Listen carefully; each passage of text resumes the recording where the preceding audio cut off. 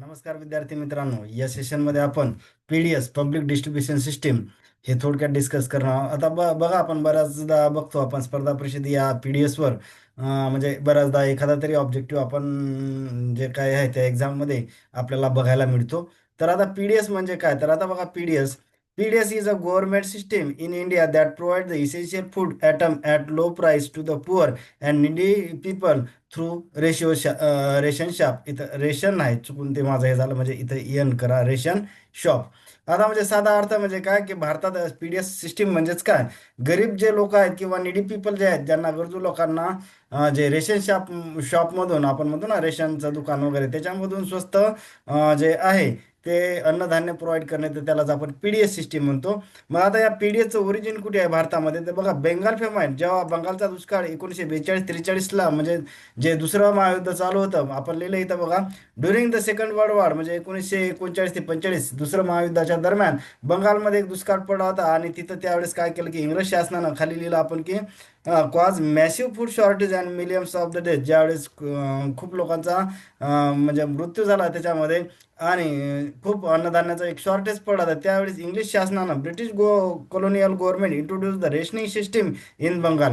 म्हणजे त्यावेळेस 1942-43ला जेव्हा बंगालमध्ये दुष्काळ पडला होता, त्या काळातच आपल्या इथं भारतात ही रेशनिंग सिस्टीम सुरू झाली. आणि this system becomes the foundation of PDS system in India. म्हणजे भारतात आपल्याला जे पीडीएस आपण जे म्हणतो ना, रेशनचं दुकान, त्याचा जे उगम आहे त्यात 1942-43ला इंग्रज शासनानं सुरू केला. तिथून मग आपल्या तिथं भारतात ही पीडीएस सिस्टीम ही सुरू झालेली आहे आणि सध्या सुद्धा कंटिन्यू आहे असं आपल्याला बघायला मिळते.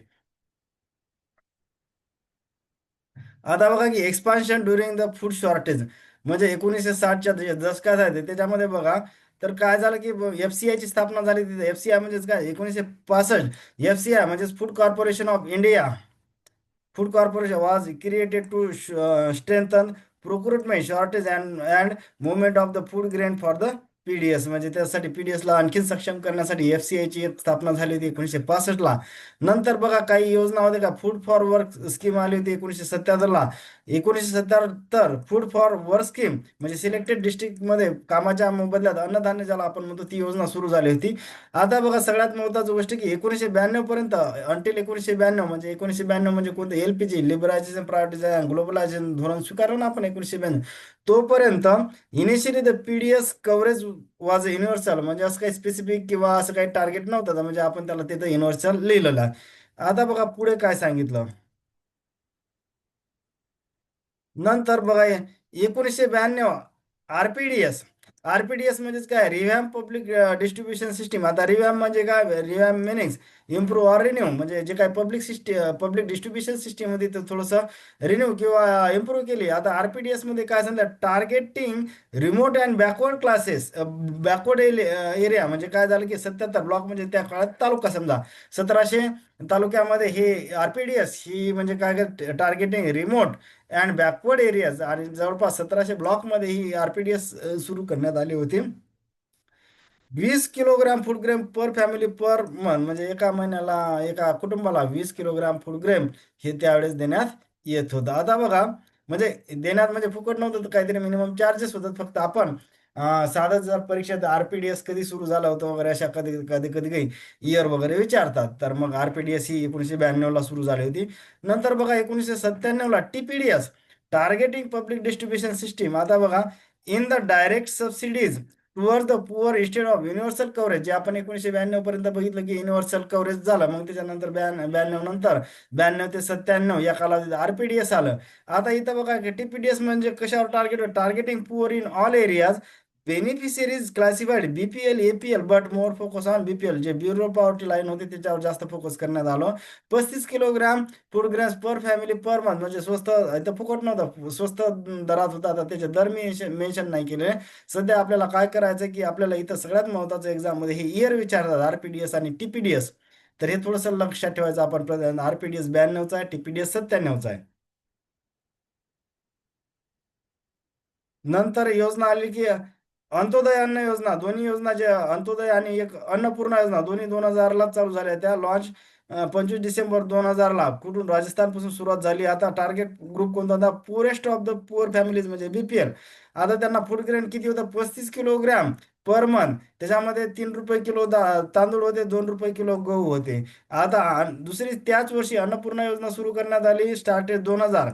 आता हे कोणासाठी, ते इंडिजन म्हणजे poor senior citizen who are needy, whose age group between 60 ते 80 वर्ष. 60 ते 80 वर्ष वयोगटातील जे पुअर किंवा जे सिनियर सिटीजन होते, त्यांच्यासाठी ही योजना सुरू करण्यात आली होती. याच्यामध्ये बघा, 10 kilogram per month free of cost. इथं फुकट होतं. इथं इथं फुकट नव्हतं. इथं 35 किलोग्राम अन्नधान्य आहे. पण इथं कसं, इथं काही याच्यामध्ये बीपीएल किंवा पुअरेस्ट पुअर पर्सन होतं. याच्यामध्ये काय, ज्येष्ठ नागरिकांसाठी म्हणजे 60 किती 80 वयोगटातील नागरिकांसाठी 10 किलोग्राम अन्नधान्य फ्री ऑफ कॉस्ट होतं दर महिन्याला. हे लक्षात घ्या. वर जे अंत्योदय अन्न योजना होती तिथं फुकट नव्हतं. या अन्नपूर्णा योजनेमध्ये फुकट अन्नधान्य होतं 10 किलोग्राम. नंतर सगळ्यात महत्वाचं जे एक्झाम मध्ये विचारते ते national food security act, NFSA. Sign बघा, 12 सप्टेंबर 2013. आणि इफेक्टिव्ह म्हणजे मागच्या डेट पासून इफेक्टिव्ह हे झालं 5 जुलै. ही तारीख विचारतात आपल्याला, तारीख विचारतात. Food security, national food security act म्हणजे हे तारीख जे इफेक्टिव्ह कधी, 5 जुलै, हे लक्षात ठेवायचं आहे आपल्याला. 5 जुलै 2013 ही तारीख बऱ्याचदा एक्झाम मध्ये विचारते, किंवा साईन कधी झाली, या दोन्ही विचारतात. साईन 12 सप्टेंबर म्हणजे, आणि इफेक्टिव्ह. आता तुम्ही म्हणाल मागचं हे का, माग म्हणजे साईन जे आहे त्याला आपण म्हणतो ना प्रिव्हियस, म्हणजे काय म्हणतात त्याला, म्हणजे मागच्या तारखेपासून त्याची अंमलबजावणी झाली. नाही तर तुम्ही साईन 12 सप्टेंबरला असेल आणि इफेक्टिव्ह कसं 5 जुलै. तर हे दोन्ही थोडंसं, जे इफेक्टिव्ह आहे अगोदर चालू झालं, नंतर साईन झालं. तर हे जे आहे हे 12 सप्टेंबर हे पण सुद्धा लक्षात ठेवायचे. आणि 5 जुलै या दोन्ही तारीख बऱ्याचदा एक्झाम मध्ये विचारलेल्या आहेत, त्याच्यामुळे या तारीख लक्षात ठेवायच्या आहे. एम काय होता, to provide the subsidise food grains to approximately 2/3 of population, म्हणजे 2/3 लोकसंख्यांना ना म्हणजे सबसिडाइज किंवा स्वस्त दरात हे अन्नधान्य प्रोव्हाइड करणं. याच्यामध्ये द ऍक्ट्स इन्क्लूड MDM म्हणजे मिड डे मील स्कीम, जे 95ला सुरू झाली. ICDS मग integrated child development scheme 2 October 1975ला. ह्या दोन तीन योजना या नॅशनल फूड सिक्युरिटी ऍक्टमध्ये टाकण्यात आलेल्या होत्या. याचे मेन सायलेंट फीचर बघा. आता याच्यावर बऱ्याचदा हे फॅक्च्युअल डेटा पण लक्षात ठेवायचा, याच्यावर खूप वेळा प्रश्न आलेला आहे.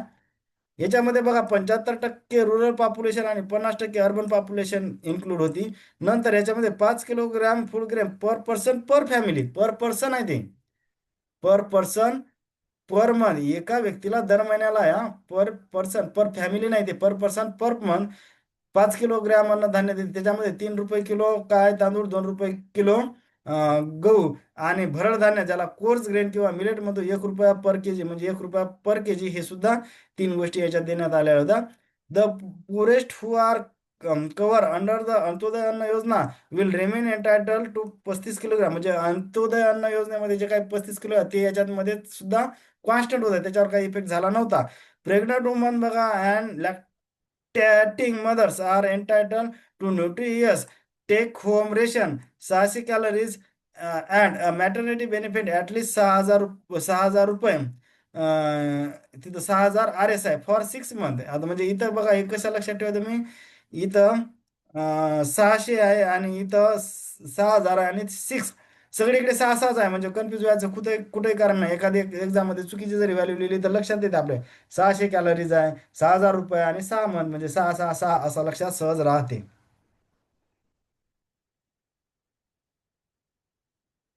नंतर कोरोना काळात प्रधानमंत्री गरीब कल्याण अन्न योजना ही सुद्धा 2020ला सुरू झाली होती. पर्पज काय होता, providing an extra 5 kilogram free food grain to national food security act beneficiaries covering 81.35 crore people along side the regular PDS centre. म्हणजे एक्स्ट्राच त्याच्यामध्ये जे कोरोना काळात म्हणलं ना आपण, म्हणजे NFSA म्हणजे नॅशनल फूड सिक्युरिटी ऍक्ट मध्ये जे काही लाभार्थी होते त्यांना तर होतच, आणि पण कसं होतं की एक्स्ट्रा 5 किलो अन्नधान्य सुद्धा फ्रीमध्ये होतं ते. तर हे थोडंसं आपण लक्षात घ्यायचं. याच्यामध्ये आपण दोन तीनच गोष्टी सिरियसली लक्षात घेणार. म्हणजे सगळ्यात महत्त्वाचं म्हणजे कोणतं, नॅशनल फूड सिक्युरिटी ऍक्ट. याच्यावर बऱ्याचदा क्वेश्चन येते. या तारीख सुद्धा 12 सप्टेंबर आणि 5 जुलै हे सुद्धा लक्षात ठेवायचं.